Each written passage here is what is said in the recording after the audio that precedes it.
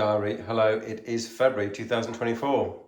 Now I'm actually quite excited because on the tick list, or the almost infinite tick list of things to do, I've crossed off another activity, which is the rebuild of the Cromemco CS250 computer, which is what you see in front of you.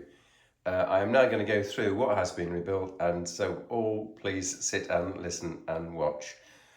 So the backstory is, I've got a number of these Cromemco computers. I'm a great fan, and these probably were the computers I first series computers that I used back in the 1970s. But I've never really had a test computer. So I've got computers such as, quick prod, the one down there that you see, which is a working machine, which is now over 40 years old. And these things are quite sensitive. And I wanted to build another one, which is my test machine, into which I can test cards and so forth. And it's now built.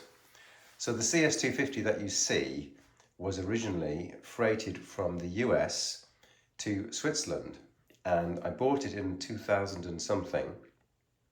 So it was something like 2005, 2007.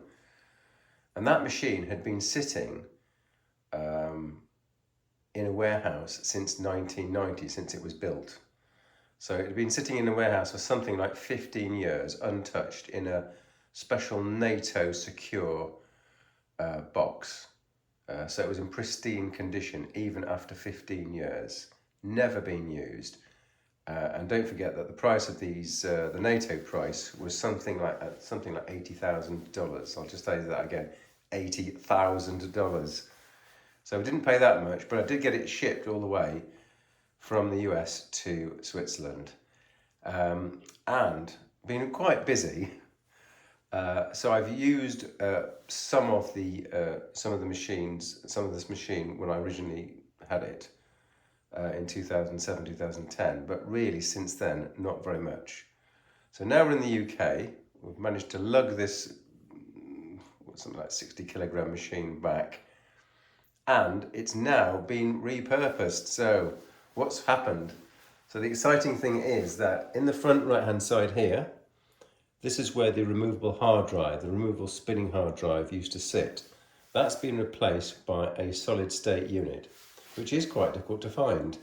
And recently it's been, so the solid state unit is controlled by Linux. So recently I had to completely start again with that card and upgrade it to a new version of Linux, which is a bit of a faff. The second thing that's been done is I've removed all the media drives that were here. So there was a tape drive and other devices here. That's all gone, and that's been replaced by effectively 4 drives. So at the top, we've got a 3.5-inch drive, which masquerades as an 8-inch drive. So the first Cromemco systems had per side 8-inch drives. They were very fast, but tended to be unreliable in the long term. So Cromemco replaced those with tandem drives. And this 3.5-inch drive accurately emulates the 8-inch drive.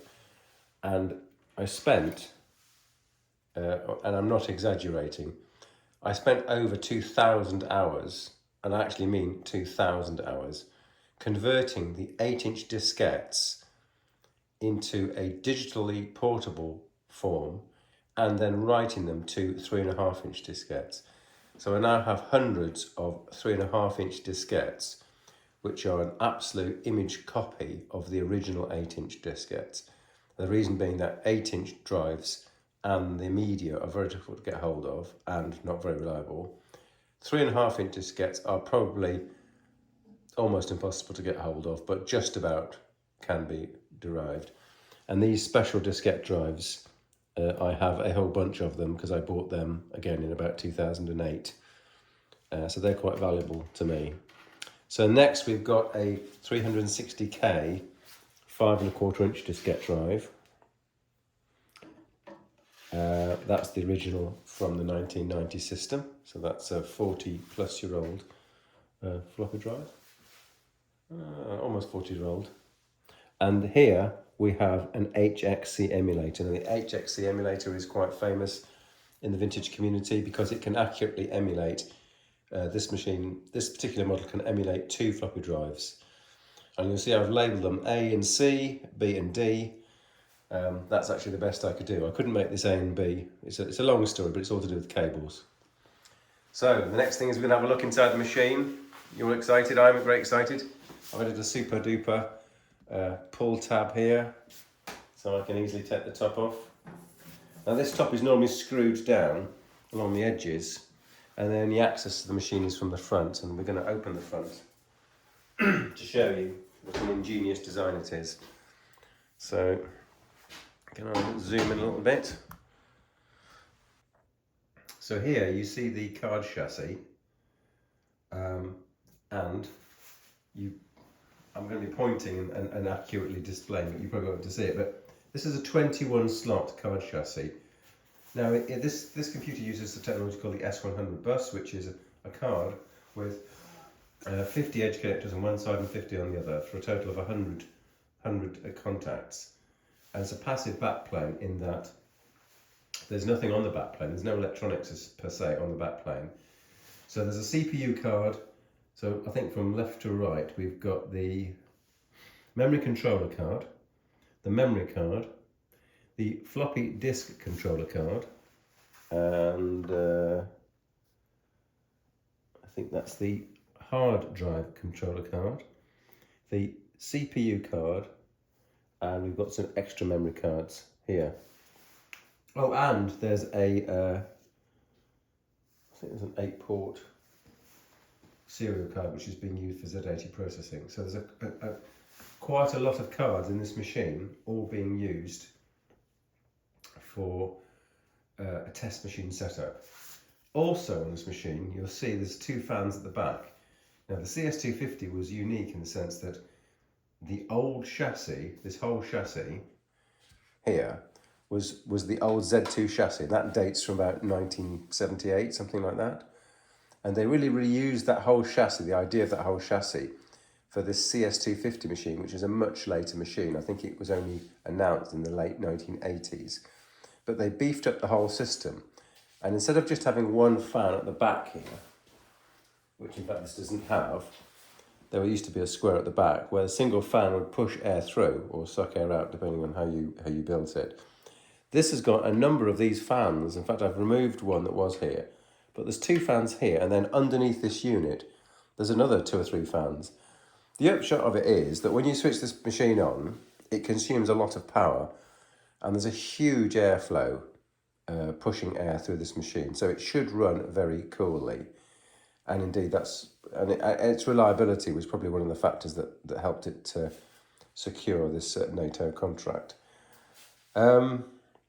Right, what else is there to show you? Right, there's a hinge. There's a hinge on the right-hand side. So let me zoom in. On this right-hand side, there's a hinge. There's a bar here, which I've used it for painting, so I'll put it back just to give the chassis stiffness, which you'll see in a second why. Just pull back a second here. That's my manual zoom. I'm going to undo these screws here. So you'll see this hinge here elasticates out and enables this whole chassis to swing out. So here we are. So this chassis is now swinging out. So then obviously you can see the cards more clearly, and you can actually pull the cards out. So in the old days, you'd get plastic tabs which you could buy, and you'd fit them to the corners of these cards, and they would help eject the cards. But these days, they're not able to be bought in, and I don't have enough of them. So yeah, it's quite difficult to get the cards in and out, but it is eventually possible without breaking them.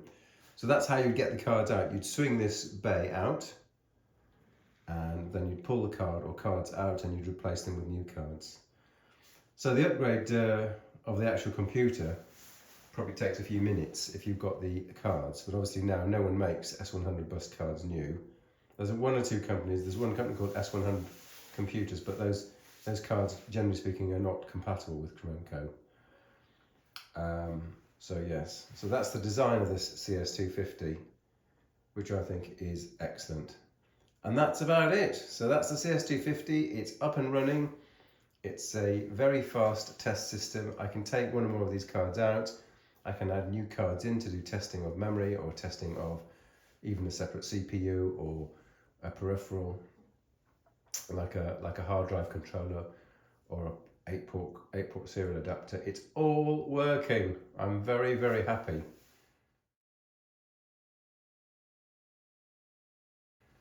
And the next thing is, of course, I've got to sit down with the actual work. So this is the thing I'm a bit scared of.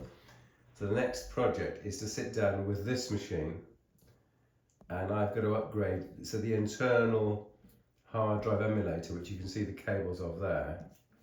So in this machine, the working machine has got a hard drive emulator, and that needs the same firmware upgrade treatment, which is, again, not only just a bit of a faff, but quite an involved procedure. So getting it out is going to be involved, upgrading it is going to be involved, and the key thing of all, as always, is backup. Backup before you do anything.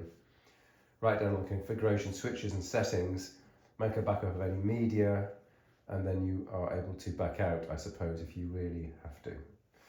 Okay, that's it, diary. We're going to say goodbye to the wonderful walking tour of the Cromemco CS250. Thanks for watching.